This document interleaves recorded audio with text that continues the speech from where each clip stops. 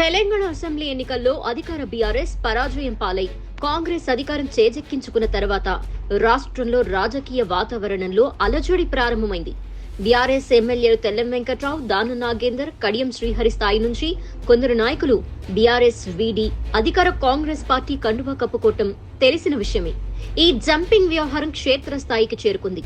BRS పార్టీలోని అన్ని జిల్లాల్లో మున్సిపాలిటీ కౌన్సిలర్లు కాంగ్రెస్ లోకి జంప్ కావటం, మరికొన్ని చోట్ల బీఆర్ఎస్ పార్టీ మేయర్లకు అవిశ్వాస సెగ తగలటంతో పదవులు కోల్పోవటం వంటివి నిత్యకృత్యం అవుతున్నాయి.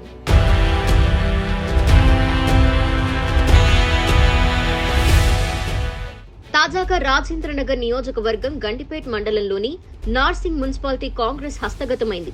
బీఆర్ఎస్ పార్టీ కౌన్సిలర్లుగా ఉన్న జి శివారెడ్డి, పత్తి ప్రవీణ్ కుమార్ కాంగ్రెస్ పార్టీ తీర్థం పుచ్చుకున్నారు. అంతటితో కథ అక్కడితో అంతం కాలేదు, అక్కడే ఆరంభమైంది. అధికార బీఆర్ఎస్ మున్సిపల్ చైర్మన్, వైస్ చైర్మన్లపై అవిశ్వాస తీర్మానం ప్రవేశపెట్టడం, దీనిలో నెగ్గటంతో నార్సింగ్ మున్సిపాలిటీ కాంగ్రెస్ చేతికి చిక్కింది.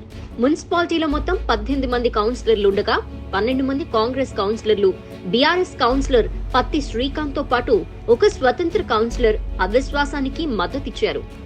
వైస్ చైర్మన్ గా చేసే ఆరోపణలన్నీ తప్పు ఆరోపణలు, పట్టకాల్చి మీదే చేసే ప్రయత్నం చేస్తుండే అతను. కానీ ఏదన్నా అని అల్టిమేట్గా నా ప్రజల కోసం, నా వార్డు ఓటేసి గెలిపించిన ప్రజల కోసం ఏ పార్టీ అనేది కాదు, నాకు వాళ్ళకి లబ్ధి చేకూర్చాలి, ఏదో విధంగా లబ్ధి చేకూర్చాలి. అంటే నాకు గత ప్రభుత్వంలో లబ్ధి చేకూర్చలేకపోయినా కాబట్టి ఈ ప్రభుత్వంలో వచ్చి నేను మా ఓటేసిన పబ్లిక్ నేను మంచి చేయాలి, వాళ్ళకి లబ్ధి చేకూర్చాలనే ఉద్దేశం మీద తప్పిస్తే నాకు వేరే దురుద్దేశం ఎక్కడ కూడా లేదు. పార్టీ మారడానికి అది ఒక్కటే. పైసల వ్యవహారం అనేది నథింగ్ నా దగ్గర, అది అవసరం కూడా లేదు నాకు, ఆ సిస్టమ్ కూడా అవసరం లేదు నాకు ఓన్లీ అల్టిమేట్ పబ్లిక్, అంతకు మించి ఏం లేదు.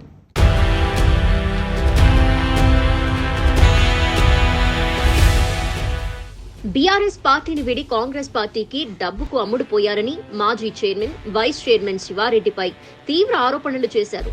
వీటితో పాటు కొన్ని భూములు కబ్జా చేశారని, అవినీతి రూపంలో డబ్బులు వసూలు చేశారని వైస్ చైర్మన్ వెంకటేష్ యాదవ్ ఆరోపించారు. ఆరోపణలకు స్పందించిన శివారెడ్డి, ఆరోపణలు నిరూపిస్తే పదవికి రాజీనామా చేస్తానన్నారు. గత బీఆర్ఎస్ ప్రభుత్వంలో పథకాలు తమ ప్రాంత పరిధిలోని ప్రజలకు అందలేదని, కాంగ్రెస్ ఇస్తున్న 6 గ్యారెంటీలను ప్రజలకు అందచేయటానికే తమ పార్టీ మారినట్టు కౌన్సిలర్ శివారెడ్డి తెలిపారు.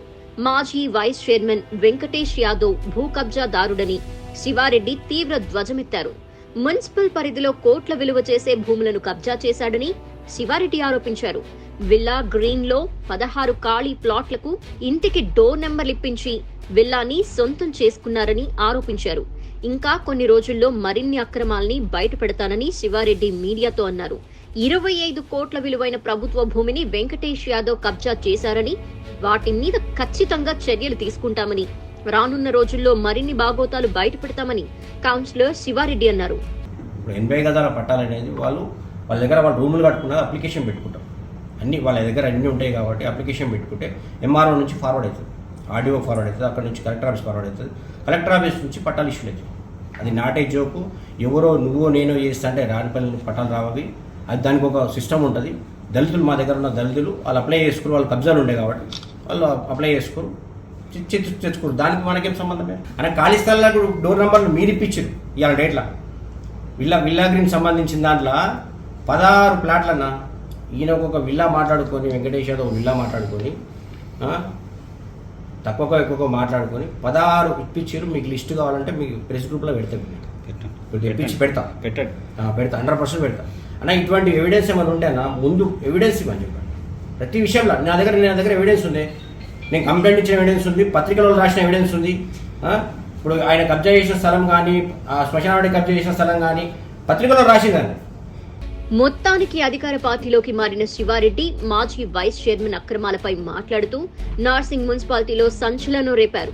కేవలం 4 పార్టీ మారడమే కాకుండా అధికారంలో ఉన్న బీఆర్ఎస్ ని గద్దె దింపటంలో మండల కాంగ్రెస్ నాయకులు మరియు శివారెడ్డి తన రాజకీయ చాణక్యత ప్రదర్శించారని పలువురు అభిప్రాయపడుతున్నారు.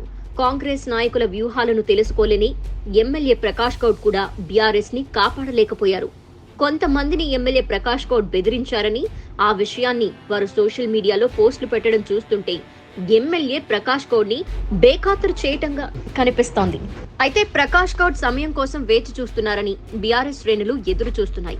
ఈ ఆరోపణలపై అధికారులు, ప్రభుత్వ యంత్రాంగం ఏ విధమైన చర్యలు తీసుకుంటుందో, ఎంతవరకు పారదర్శకంగా దర్యాప్తు చేస్తుందో వేచి చూడాలి. ప్రభుత్వ భూములను ఎంతవరకు మున్సిపాలిటీ సంరక్షిస్తుందో, ఎంత చిత్తశుద్ధి ప్రదర్శిస్తుందో చూడాలి. రాజేంద్రనగర్ నియోజకవర్గంలో నార్సింగి మున్సిపాలిటీ కాంగ్రెస్ కైవసం చేసుకుంది. ఇంకా శంషాబాద్ మున్సిపాలిటీలో ఏం జరుగుతుందో చూడాలి. ఇది వాటి story board. Signing off Lakshmi.